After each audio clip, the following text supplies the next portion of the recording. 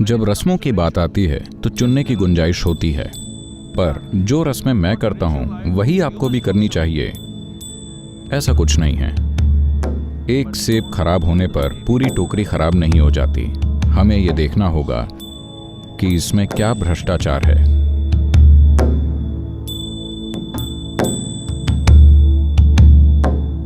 मेरा सवाल है कि आज जिस दुनिया में हम रहते हैं वहाँ आध्यात्मिक और धार्मिक दोनों तरह के कई रास्ते मौजूद हैं।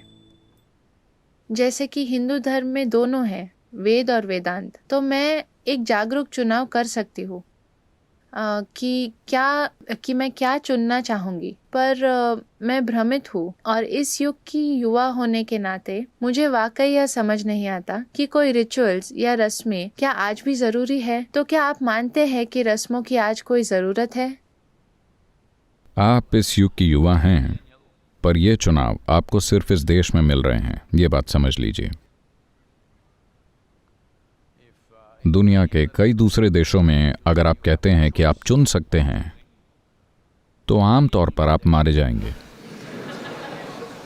अगर आप मारे नहीं जाते तो आप हजारों अलग अलग तरीकों से परेशान किया जाएगा। इस देश में आप चुनाव कर सकते हैं, जो कि अद्भुत है। Because we don't have a religious constitution which cannot be edited. क्योंकि हमारे पास कोई ऐसा धार्मिक संविधान नहीं है जिसे बदला नहीं जा सकता। यहाँ हमारे पास अलग अलग पुस्तकें हैं जिन्हें बदला जा सकता है, जिन पर बहस की जा सकती है, जिनके बारे में कुछ किया जा सकता है। Coming to ritual, रस्मों की बात करें तो रस्म कैसे बनाई गई? क्या आप रोज सुबह अपने दांतों को ब्रश करते हैं? मैं बस पूछ रहा हूँ, आप करते हैं? अरे ऐसा मत कीजिए, इसका मतलब है नहीं। yes. तो हर दिन सुबह आप दांत ब्रश करते हैं, ये एक तरह की रस्म है, क्या ऐसा नहीं है? वाकई लोग कहते हैं सुबह की रस्में। वो पूजा की बात नहीं कर रहे, उनका मतलब है शिट, शावर और शेव। मैं नहीं करता, आप भी नहीं करते। तो जो कुछ भी आप रोज करते हैं, जरूरी नहीं कि पसंद से, पर आप वो काम करते हैं क्योंकि आपने तय किया है कि ये मेरे लिए अच्छा है। वो आपके जीवन में एक रस्म बन जाती है। दांत ब्रश करने की ये रस्म आपके जीवन में आई क्योंकि आपके माता पिता, शायद आपकी माँ ने इस पर जोर दिया था।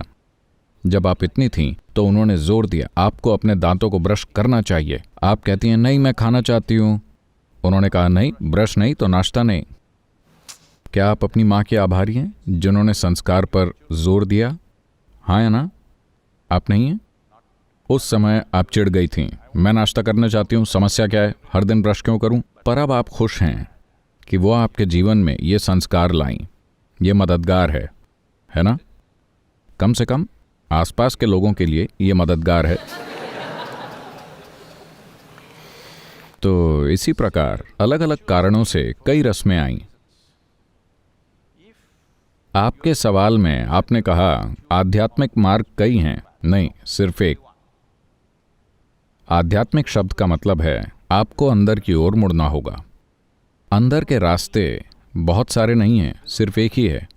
हेलो, सिर्फ एक ही रास्ता अंदर मुड़ता है। ठीक है, आप ऐसे पहुंच सकते हैं, आप वैसे पहुंच सकते हैं, आप ऐसे पहुंच सकते हैं, पर भीतरी स्थान सिर्फ एक ही है। तो जब आध्यात्मिकता की बात आती है तो ये सिर्फ एक ही है, आपको अंदर की ओर मुड़ना होगा। जब धर्म की बात आती है तो शायद चुनाव होते हैं। जब रस्मों की बात आती है तो हाँ, चुनाव होते हैं।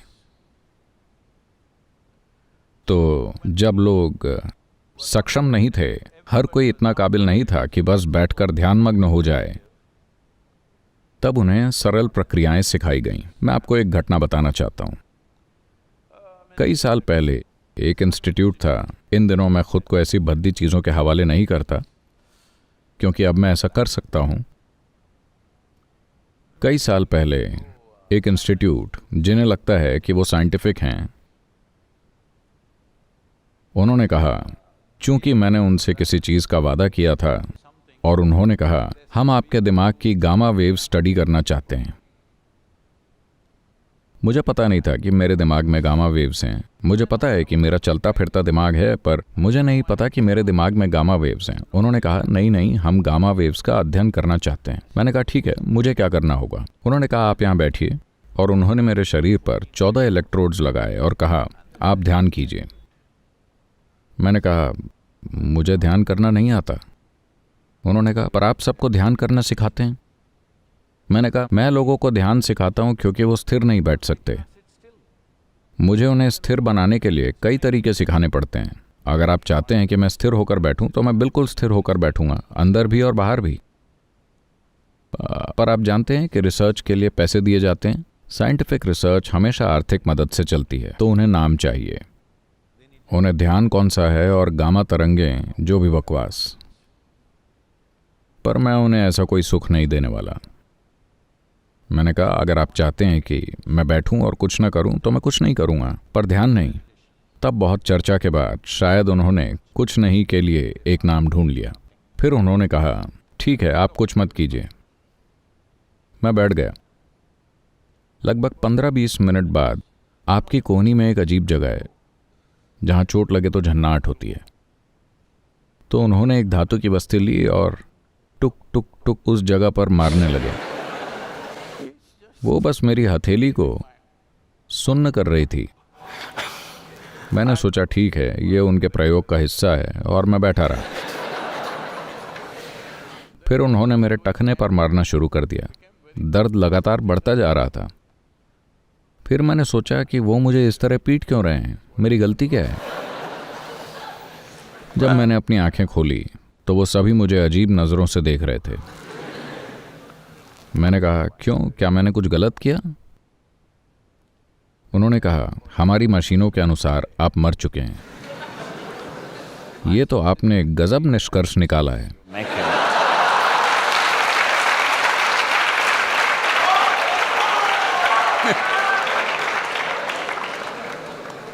और फिर वो आपस में बोले बिल्कुल, ये आदमी बोल रहा है तो ये मरा नहीं है। तो उन्होंने कहा हो सकता है कि आपका दिमाग मर गया हो। मैंने कहा मुझे आपकी ये दूसरी राय पसंद नहीं है। अगर आप मुझे मृत्यु प्रमाण पत्र देते हैं तो मुझे कोई दिक्कत नहीं है, लेकिन ब्रेन डेड मेरे लिए अच्छा नहीं है क्योंकि ये मेरी गतिविधियों को प्रभावित करेगा। हाँ, मैं आपको ये क्यों बता रहा हूं? अगर आप अपने अंदर सब कुछ संभाल सकते हैं तो कोई समस्या नहीं है। यह सबसे अच्छा तरीका है। बस यही योग है।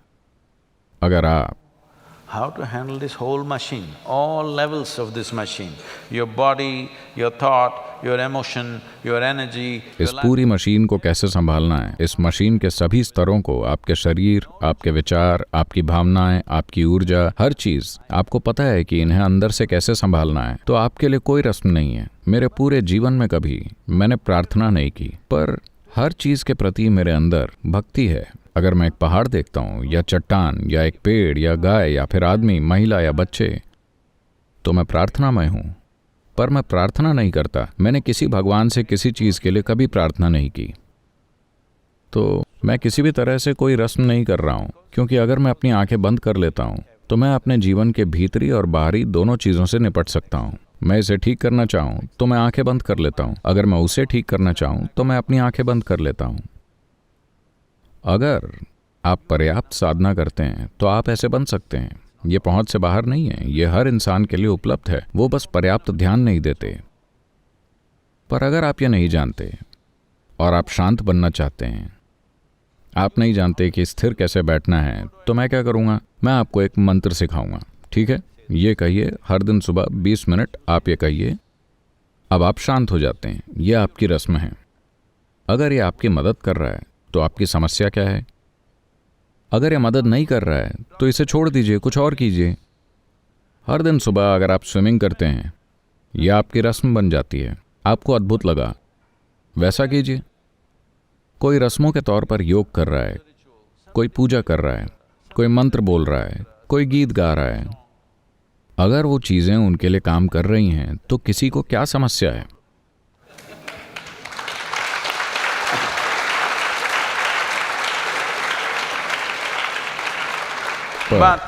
जो रस्में मैं करता हूं आपको भी वही करनी चाहिए, ऐसा कुछ नहीं होता।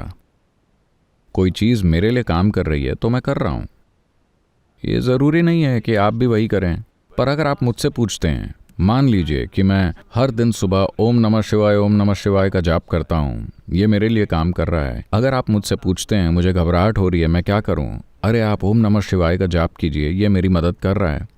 अगर आपको ये पसंद आता है तो आप भी करने लगते हैं, You do dam dum das puss. या आप कुछ और करते हैं।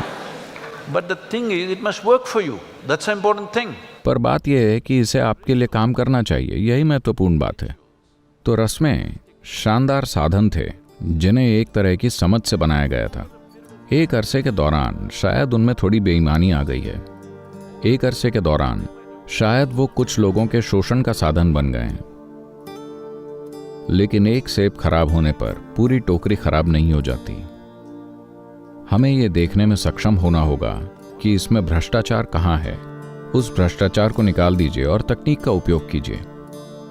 हजारों सालों के जीवन में सभ्यता ने जो कुछ भी सीखा है, उन सभी चीजों को फेंक कर ये मत सोचिए कि आप कल फिर से पहिए का आविष्कार कर लेंगे। Everybody will be queuing up at a psychiatrist, just know that. हर कोई मनोचिकित्सक के पास लाइन लगाकर खड़ा हो जाएगा, ये जान लीजिए। आज मानसिक बीमारियों से पीड़ित लोग इतने हैं क्योंकि कोई भी ऐसी चीज नहीं बची जिसे हम आचार विचार कहते थे। इस जीवन के बारे में कोई तर्क या समझ नहीं है। मैं ऐसा क्यों हूं, मेरे अस्तित्व का स्वभाव क्या है, न आचार न विचार। And no achara, there is no anything. और ऐसा कुछ भी नहीं। See, if your mothers or fathers did not insist that you must have the ritual of brushing your teeth.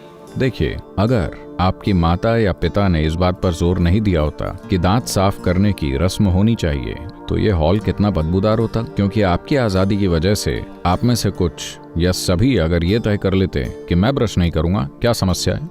हो सकता है कि आपके लिए कोई समस्या ना हो, लेकिन बाकी सभी परेशान होंगे।